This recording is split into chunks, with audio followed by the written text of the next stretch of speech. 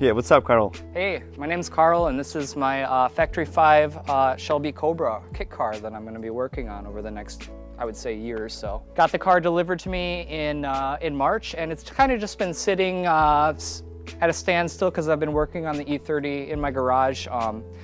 And as you can see by the giant oil splatter on the ground, it's gone, it's at a shop now, so I can actually work on this project. Over the last few weeks, I've been working on, buying a bunch of lumber, chopping it up, and making this, which is the frame dolly.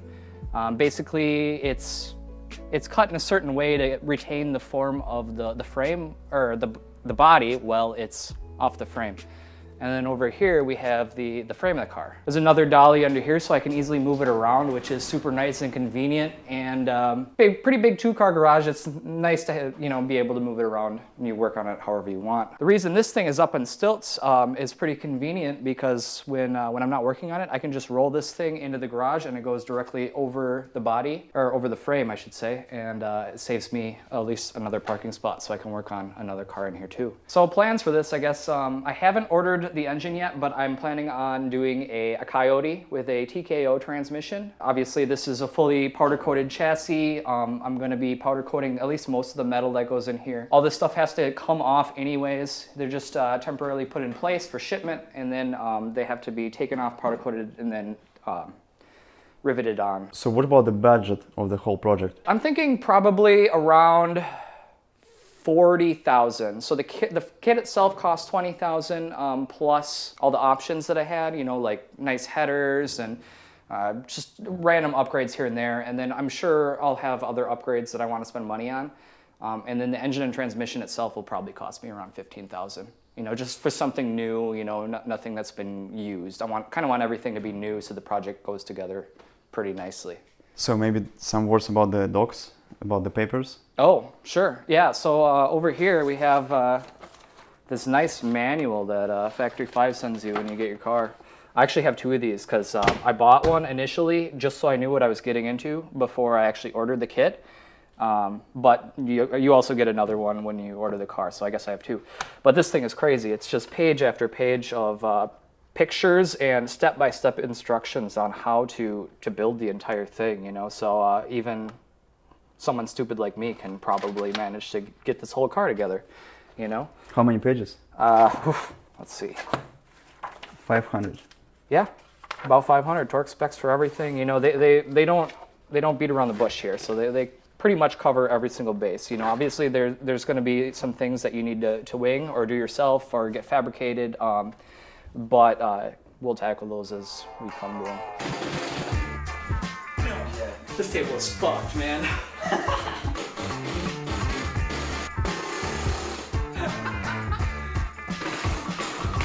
This is fucking ridiculous. Who invented? Fuck, why do I keep doing that?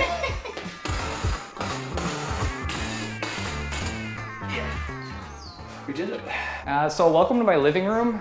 As you can see, it's been taken over with car parts. I probably wouldn't have anything in here anyways because I'm not good at decorating, and there's a lot of space I don't need anyways. But yeah, basically all these boxes are numbered, and they all contain different parts for different sections of the car. So we got some like aluminum trim, some wires, basically everything we need for the car except for the engine, transmission, and the rear end. Are in this room, which is pretty crazy. So when I got the shipment, it was 22 boxes, and I've kind of ordered them all the way around the room, so I kind of know where everything is. It's still kind of a mess, but it's nice because there's a packing sheet too, and if I ever need a specific part, I can look in the packing sheet and I know which box it's in, to keep everything organized, because I would imagine this can get pretty chaotic. When the shipment first came, obviously some parts are back ordered, and that recently just got dropped off, and that's all the stuff in the middle, like my gas tank is in there, fuel filler, just various bits and pieces. But it was pretty crazy. When you first get all these boxes, you have to go through each box, verify the contents, and then I have to go to Factory 5 and say, hey, you forgot to send me this part, this part, this part. They know about some of that stuff, but some of that stuff that just gets missed. And there's some stuff like headlights. They sent me 4 headlights, so I got some extras. So you can't get everything perfect, but you know. Here's the list. None of these are in order because I've just been ruffling through them a bunch, but you know, they got like the full-length headers is in box 12, like gaskets. Box 13, side exhaust, stainless, you know, and I went through and I checked off all of those to make sure they're all in there. Gauge sets, some of these are, you know, not too much, but you get to pages like this, where the pedal box, you know, just a ton of nuts and bolts, and, you know, I went through and verified that there's some in there. Some of these have 2 of them, so I just marked those off, just so I know what's what. But it's just crazy having to go through all this. And How much did you spend time? I would say probably 3 nights. So you was just checking every box? Every box one by one. Yeah, some of the boxes are easier than others because they have bigger parts, you know, and contain less stuff. But some of the parts, like what I showed you, just nuts and bolts. And it's kind of hard because a lot of this stuff, I don't know what it is.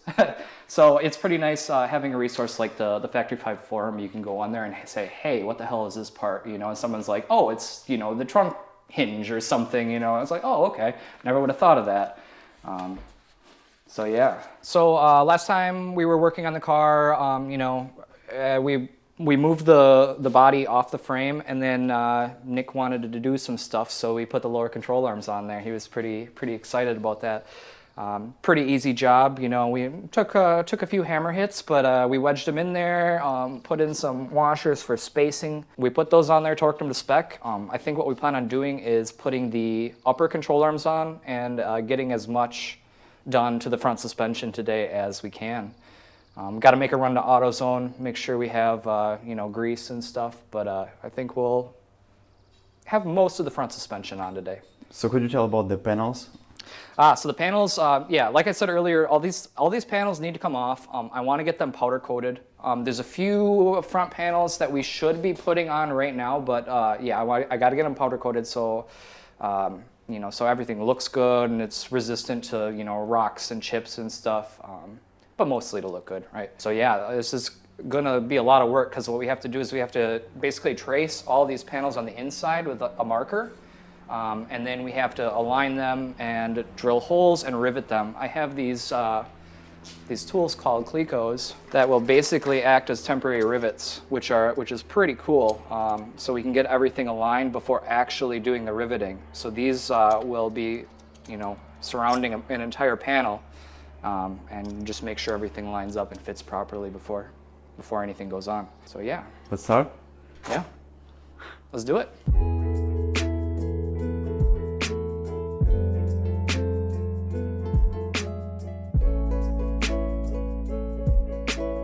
So what happened for the last hours? So we got the front spindles on, and we are about to put together the front struts and hopefully get these things in by the end of the day. It's been quite the process so far. A few hiccups, but we've made it through, and we got the front control arms on. It's looking good so far. Gonna have to get it aligned once everything's put together, but a professional shop will probably do that. So what suspension do they provide? This is an option. I get full Koni shocks and springs all around. The fronts are 500 pounds and the rears are 400 pounds. So that's what we're looking at. And independent rear suspension, so it's actually kind of cool because the front and the back shocks are the exact same. So.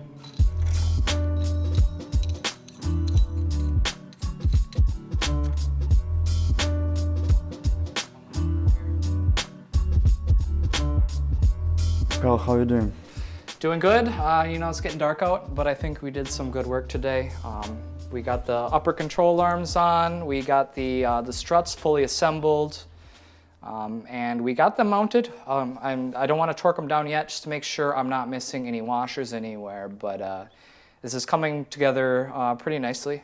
The next steps, I think, are probably the spindles go here, and then after that I'm going to put on my Wilwood brakes, so that's going to be pretty cool. These things are so cool. So Wilwood brakes is an optional thing as well, right? Right, yeah. This it was a complete separate package. Normally you just get Mustang brakes, but this is a huge upgrade. Obviously stopping is probably one of the most important parts of driving, so I kind of went all out on these, and I could show you some parts that come in here, but Let's see if I can't pull anything out quickly.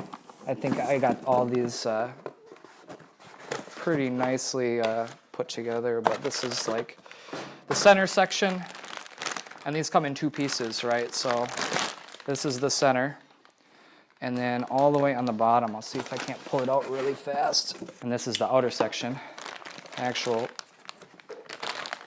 braking part. These go together, and then I have little screws that go all the way around, and then I wire the screws together so they won't back out. And then after that's all complete, I got these bad boys. Calipers? Oh yeah, these look nice.